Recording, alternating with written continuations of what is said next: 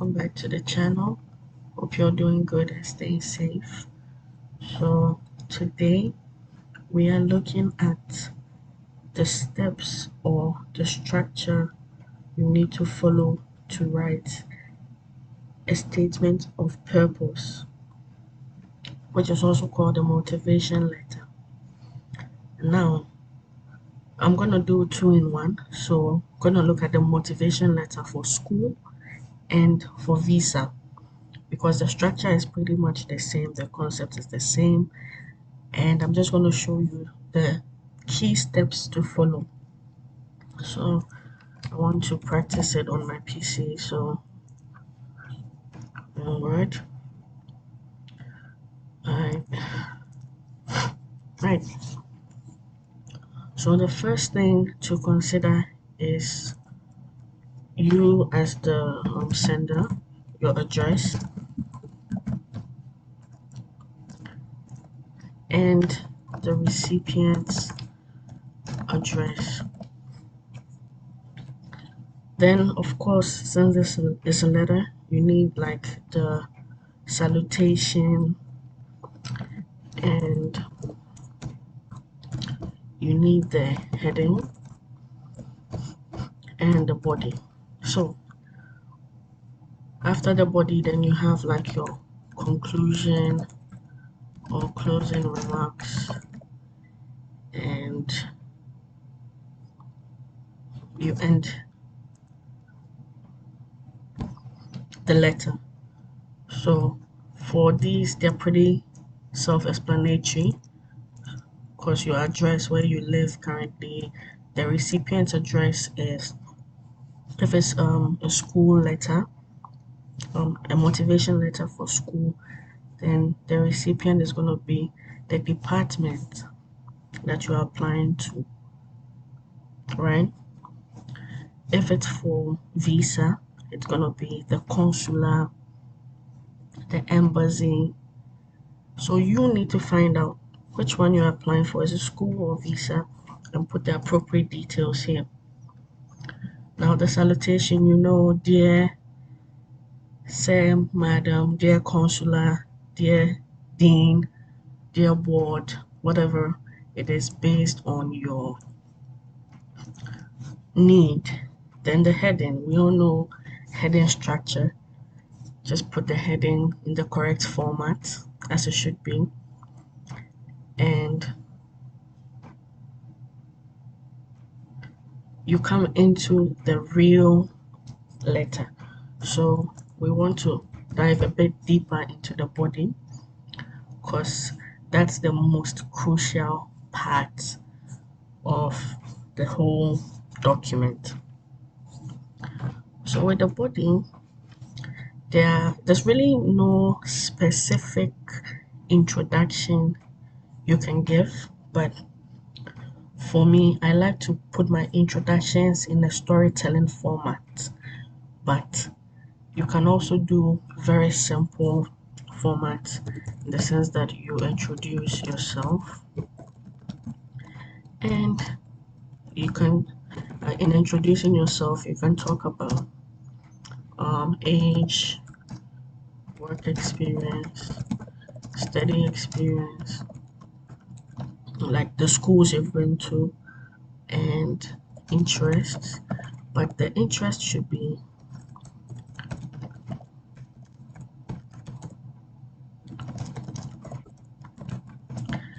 so. Say I'm introducing myself. I say, hi, my name is, not hi, but you say dear consular.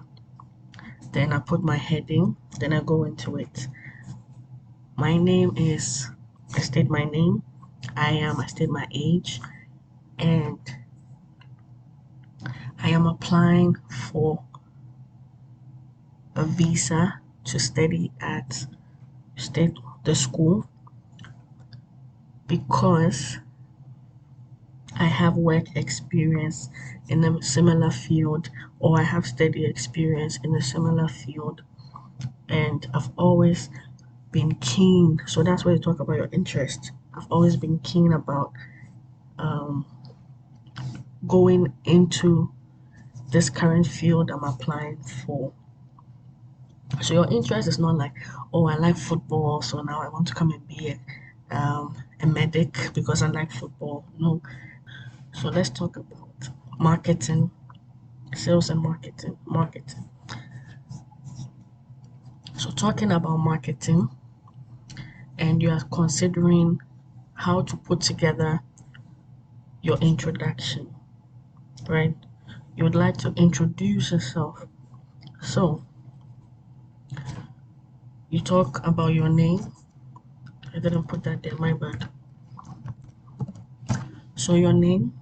So let's say my name is Nana and I am this years old and I am applying for a study visa to do a master's in marketing.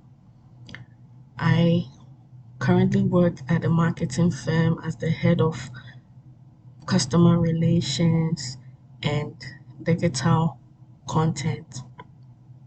I've worked in marketing for 5 years and I studied Bachelor of Science in wherever you studied it. While working in marketing, I realized that I'm very interested or I have a keen interest or so this is where your interest comes in. So your interest isn't talking about like soccer or clubbing. It should be tied with the purpose of this document. So you say, I realize I have a keen interest or I'm super motivated when it comes to working on projects concerning, let's say, digital marketing in the African market or digitizing and automating marketing tools to measure trend, like marketing trends to help um, understand the impact on profits or to help understand the impact on sales of the company. So because of this, I decided to apply for a master's of marketing, specializing in maybe digitization or um, digital technology. I don't know, something like this. So you see, you are tying your interest to the purpose, which is to get like a study visa. Now, in case you have only school experience, so no work experience, it's fine. Well, I applied to my school, I already had work experience, but what I can say is if you're applying to a foreign program and you have no work experience, you're like straight out of school, and if you are from Ghana, for instance, straight out of school, you did your national service, or you took a 1 year sabbatical, I don't know, like, or straight out of school and you want to apply for your master's, right? You need to connect your school experience to the course you're planning to get into, like the course you're applying for. So let's use the marketing example again. So let's say I've introduced myself and I'm talking about why I want to apply for this course, Masters in Marketing, Digital Marketing. And then I go to say that while studying marketing and consumer behavior for my undergrad, I realized that there are a lot of let's say there are a lot of tools or processes that could be digitized and automated while working on my final year project. So talk about a final year project where let's say you had to build a website where you were using Facebook ads, Instagram ads, rather than going and manually sharing the product in groups.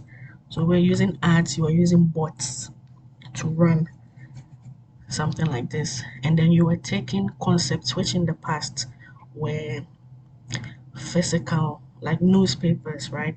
Now you can go online and read your newspaper. But in the past, you need to buy like the physical paper, right? So you can talk about all that and say, because of this, you realize there's a huge gap and blah, blah, blah, blah, blah, blah. So now connecting it to the course you want to do, talk about the things in the course you want to do that can help solve the problems you noticed while working in your undergrad, like while studying your undergrad, or while doing your national service, or while doing your final year project, or even while volunteering in a digital marketing firm, or in a bank, or in a shop. You realize that they do most of their advertisement by word of mouth and by, let's say, customer goodwill, which is also good and perfectly fine, but they are not reaching um, a larger market audience or a larger target audience because, say, I buy a Coke from the store, very good customer service. I come and I tell my sister about it, and my sister tells her friend who forgets. That's it. That's the end of the promotion or advertisement, right?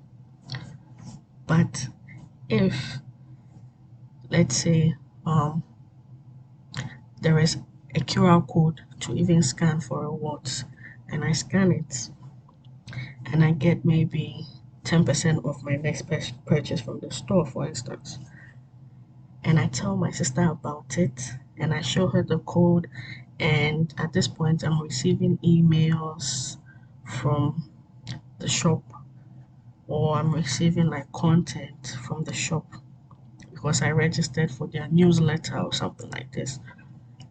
Then I'm always thinking about the product, and I'm always telling different people, and I can even share with them. So once it's virtual and it's digitized, it's easier to understand because it's on your phone. We're on our phones 24/7. Guys, let's not let me not go too much into this topic because I can go like all day. But yeah, so connect your past experience with why you need this current experience. Really important because they don't expect you to pay so much money as an international student or even like as a citizen to just come and do the course just because. You need to have a purpose, right? So think about all those things. After this, you need to if you have the work experience, state your work experience and how that's gonna help you in the course, and how taking this like additional course is going to enrich your knowledge and enrich your career path and enrich the field you're in. And basically, once that's done, you need to talk about like your next steps after school. This is really important for international students, right? So this is really not essential for the school.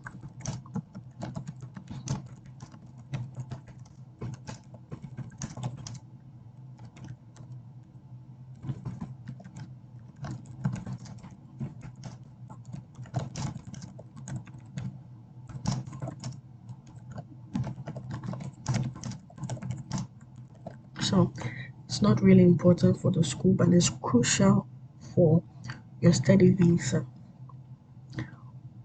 Look, even if they are giving you a full scholarship, unless it's like a program where for sure you know that right after the program you're gonna go work, they are already offering you the job on condition that you do this program, right? That's a special case. But in a normal scenario, like me coming here, I needed to state my plans after finishing the course. What are my intentions? If you plan to stay in the country after, the truth is, most likely, I mean, they know most likely 90% of the people are going to stay, but they don't want to hear that. I don't know, it's mind boggling, but that's the truth. They do not want to hear that. So, with the what next, I looked at it from a long term point of view, right? So, you can look at it from a long term point of view so that you are not like directly lying, but you just need to follow. Sometimes you just need to do like what the structure or what the system has been programmed to make you do. Because this is the system. They are supposed to bounce you if you say, "Oh, immediately after school, I'm gonna get a job and I'm gonna stay." Like, nope. In the same vein, they want people. They wish international students would stay, but they also just doing their jobs as um consular or visa immigration officers or whatever it is. So we also have to play your part. So talking about it from a long term point of view, you can say after this course, now you have the knowledge to go back to your home country and one, two, three, four, five. So remember that we talked about the problems you encountered or you realized while doing your undergrad in your home country or wherever you did your undergrad, right? So now you're connecting what you've talked about with the future. So say, oh, I came here because I realized that there is not digital marketing is not very popular and not widely used in Ghana. So after this course, I'm gonna go back home and work with. So if there's already a digital marketing firm, you can say I'm gonna work with that company to help open up that market, digital marketing, or set up my own company, maybe non-profit on the side, or set up my own for-profit company. Those are the things they want to hear. They want to know like your next steps after school would be to benefit the country you came from or to use that knowledge to enrich the place you came from. So you need to go with the flow. And it's not really a lie because if you say after school you're gonna go back home, but you're gonna go back home in the next 20 years, it's still after school, right? So it's all about how you write, what you write.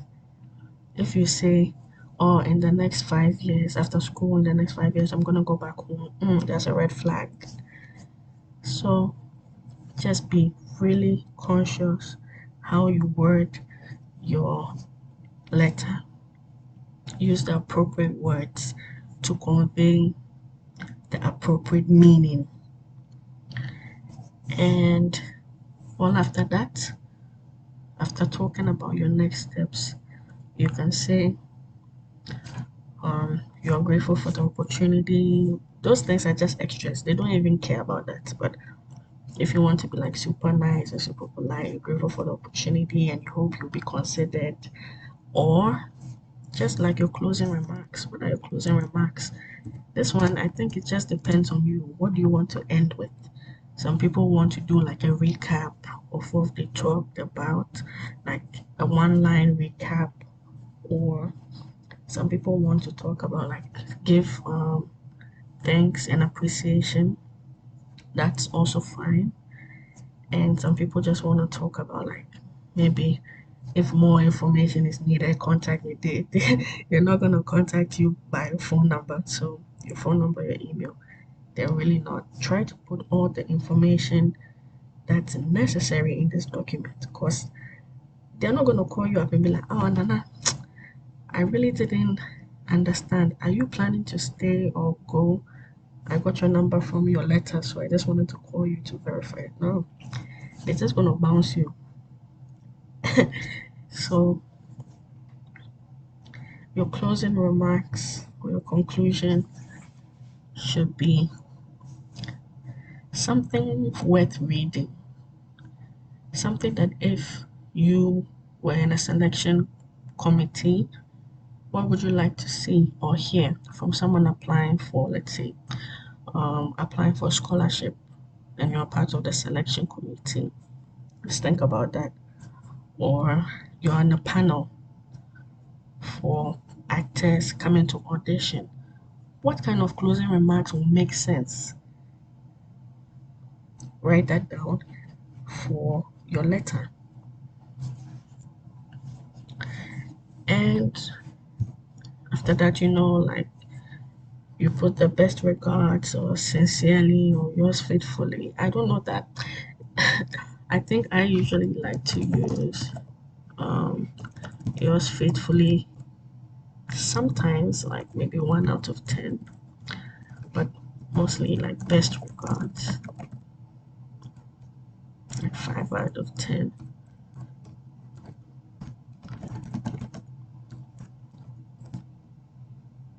Yeah, I don't even remember using.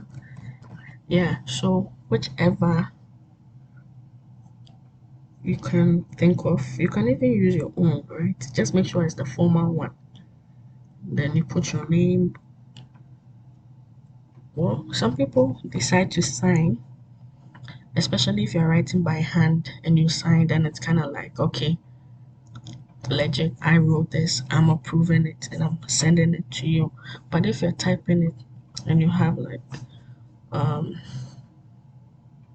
a digital signature, you can put it, but it's not really a must. It's just an extra. The most important thing is your name and all the stuff here. Those are the most important things, right? So, guys, following this format and being very clear about this part and being conscious about this part, for sure, I don't think you would have any problems with applying for the study visa, or if you need this document for the school itself. It's the same format. Just think about everything that is necessary to go into the letter and put it in. So this is the end of today's video, and please put your questions in the comment section. I know a lot of people have a lot of questions. Please put your questions in the comment section, like and share this video, and please take time out of your really busy schedules to prioritize your own life and your own future experience. I know that you may be so busy you don't have time to even write this letter, but we spend 2 hours, 3 hours, 4 hours on social media without even realizing it. You have a tablet, you have a phone, you can write the draft down. Every 10 minutes you have time, just write it down. And when you have the time, just compile it quickly. That being said, if you want to seek the services of a professional, that's fine. But it's always good to invest in yourself. So even if you're seeking the services of a professional, read the content they've created, give them input, tell them about your experience, your interest in the course and your next steps, and let them do it for you. Don't just throw it to someone to do for you, right? So that's just by that's just by the way. And honestly, we are not writing motivation letters or statement of purpose for anyone at this point in time because we are not taking money for any service rendered. All our videos, we don't ask people for money. We don't ask you for to pay us for exclusive service. So at this point in time, we cannot write any motivation letters for anybody. But if you're able to share this video to at least 50 people with proof and also watch the whole video, comment, like, and you are subscribed, and you need help proofreading or putting together the structure, then we're available to help you, right?